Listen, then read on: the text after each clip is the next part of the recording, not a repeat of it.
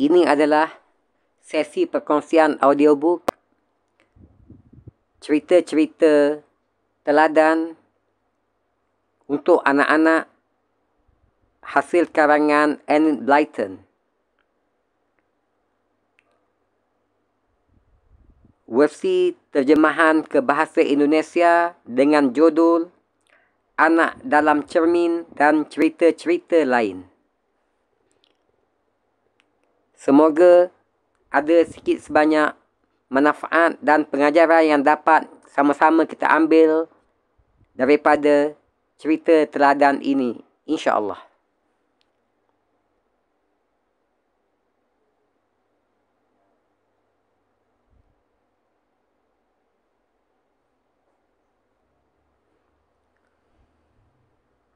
Anak dalam Cermin dan Cerita-cerita Lain oleh Enid Blyton.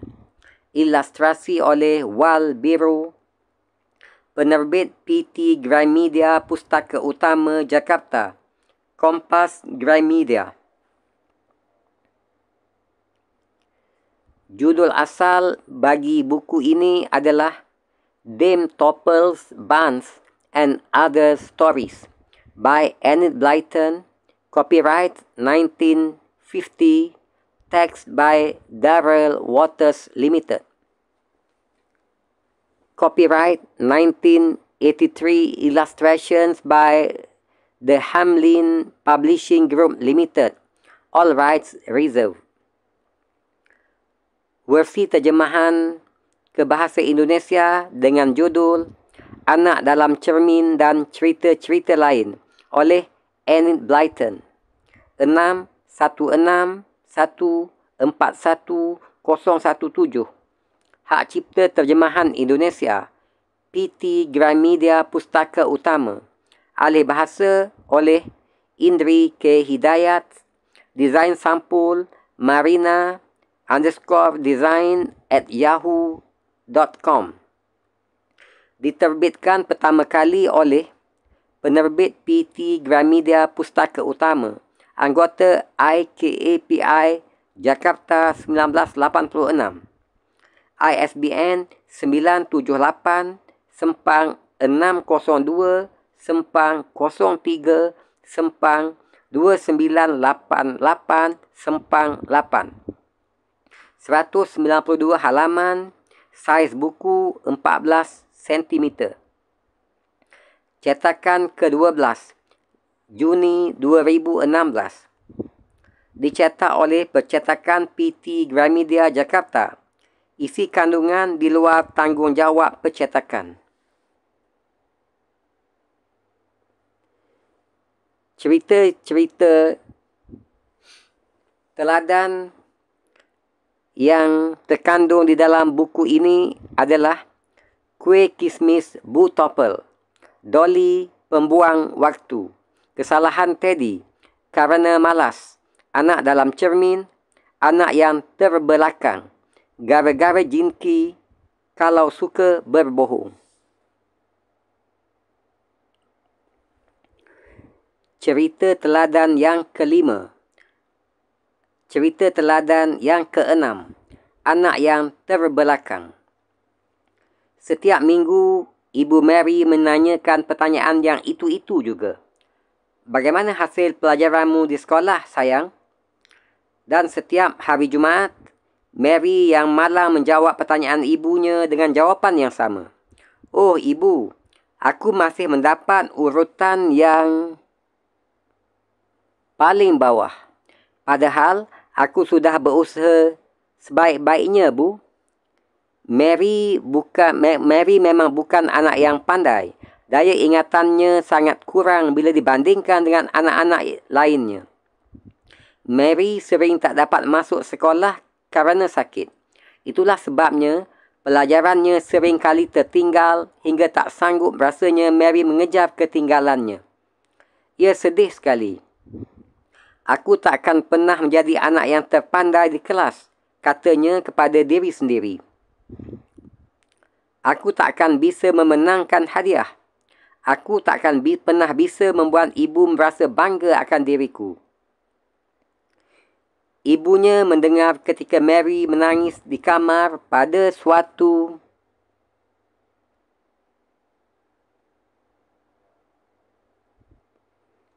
malam. Beliau pun segera menghampiri anaknya. "Ada apa, sayang?"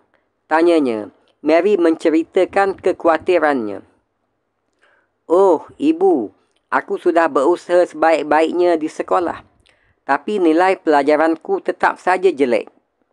Ibu pasti malu punya anak seperti aku. Aku sedih, Bu."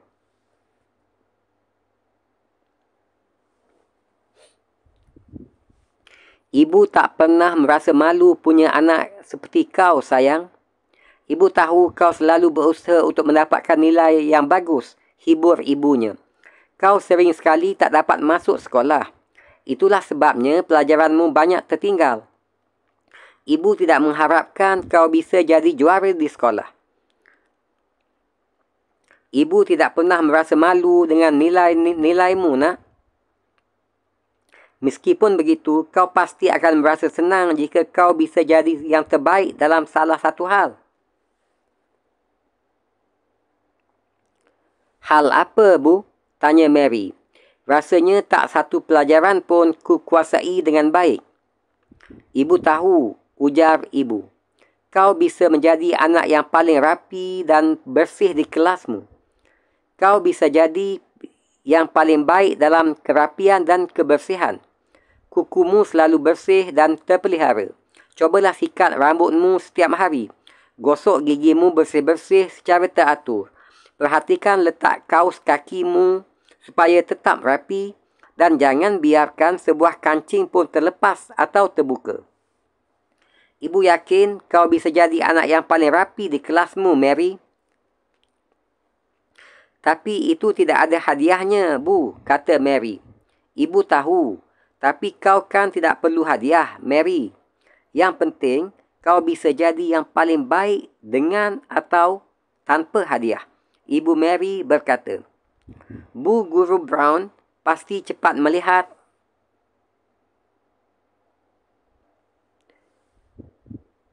bahawa kau yang paling bersih dan rapi. "Baiklah," ucap Mary. Hatinya gembira. "Akan ku coba, Bu. Pasti senang jika bisa menjadi yang paling bagus. Meskipun bukan paling bagus dalam hal pelajaran. Akan ku coba, Bu." Mary mencoba dengan bersungguh-sungguh. Sebelumnya, Mary sudah termasuk anak yang rapi dan bersih. Tetapi sekarang, kebersihan dan kerapiannya semakin jelas kelihatan. Rambutnya bersih dan selalu berkilau-kilauan kerana sering disikat. Wajah dan kulit tangannya kelihatan segar kerana bersihnya. Kukunya putih bersih, tidak hitam seperti kuku kebanyakan anak seusianya. Kaus kakinya selalu tertarik rapi ke atas dan sepatunya selalu dikancingkan. Giginya putih bersih kerana disikat secara teratur setiap hari, pagi dan malam. Pendek kata, Mary selalu segar dan rapi.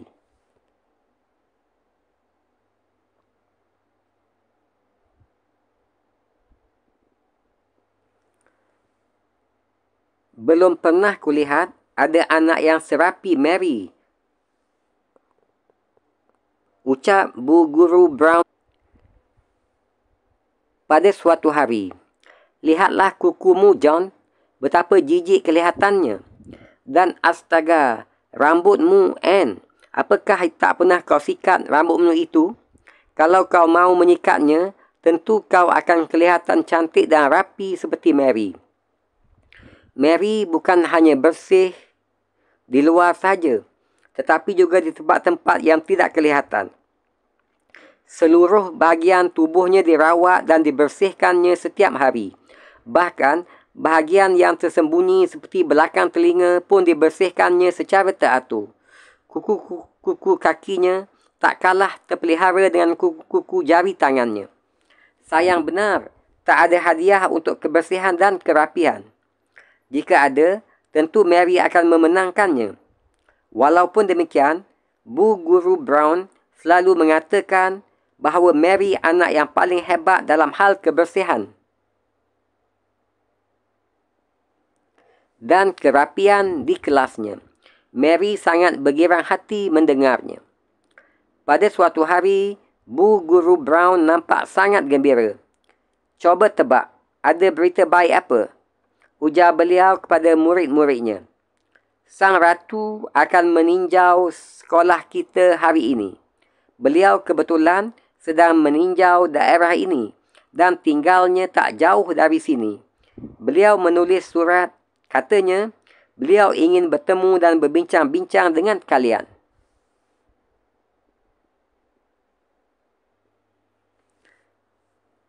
"Ratu sungguhan?"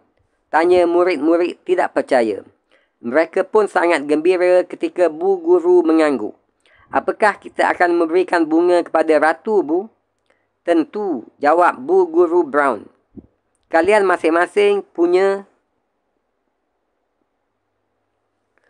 tanaman di halaman sekolah. Ambillah bunga yang terbagus, biar ibu yang mengaturnya nanti. Kalau Ratu datang, bunga itu akan kita serahkan kepadanya." Anak-anak berlarian ke halaman sekolah, memetik bunga yang paling bagus. Setelah itu, Bu Guru Brown mengaturnya hingga membentuk suatu bukit yang sangat indah. "Nah," kata beliau, "bukit ini kita sudah siap sekarang. Siapa yang bertugas menyerahkannya kepada Sang Ratu nanti?" "Anne saja, Bu. Dia ketua kelas," usul Harry. "Ah, ibu tahu," ujar Bu Guru Brown. "Tapi lihatlah rambutnya, berantakan seperti biasanya. Sebenarnya ibu ingin kau yang menyerahkan bunga ini kepada Sang Ratu, John. Tapi kukumu hitam-hitam. Dan kau, Tracy, sudahkah kau mencuci tangan sebelum berangkat ke sekolah tadi?" Bu Guru Brown memandang ke sekeliling kelas. Terlihat olehnya Mary yang segar, manis dan wangi. Rambutnya berkilau-kilauan, giginya putih bersih, kukunya rapi dan bersih. Begitu pula pakaiannya. "Mary, berikan bunga ini kepada Sang Ratu bila beliau datang nanti."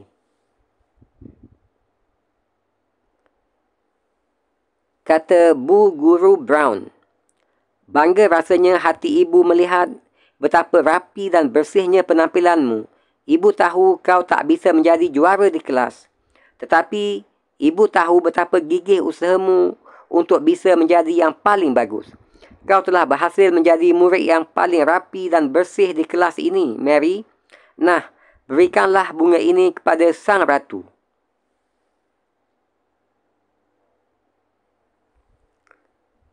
"Ya, Mary memang selalu kelihatan rapi dan manis," ucap teman-temannya.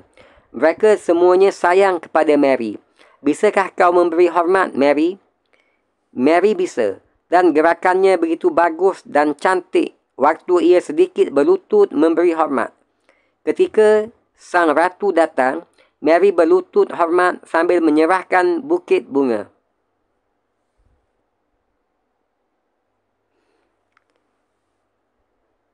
Bibirnya tersenyum renyah memperlihatkan gigi yang putih berseri.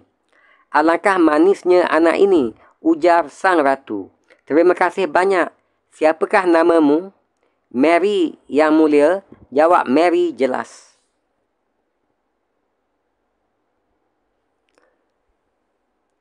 "Alangkah senangnya punya anak seperti kau, Mary," tambah Sang Ratu. "Kau begitu rapi dan bersih." Ibu Mary sangat terkejut campur gembira. Ketika siang itu, Mary datang berlari-lari dan menceritakan pengalamannya di sekolah. "Kau berhak menerima pujian Sang Ratu, anakku," ujar ibunya sambil memeluk Mary. "Lebih berharga daripada hadiah biasa, bukan?" "Bagus, nak. Kalau kau punya keinginan dan mahu berusaha, tentu bisa berhasil. Dan kau telah berhasil menjadi murid yang paling rapi dan bersih. Murid yang bisa dibanggakan."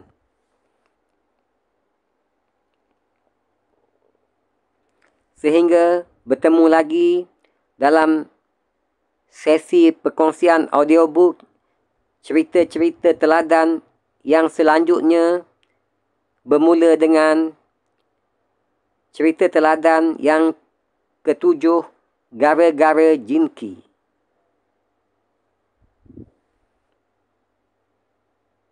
Terima kasih di atas kesudian mengikuti sesi perkongsian audiobook buku-buku karangan Enid Blyton ini.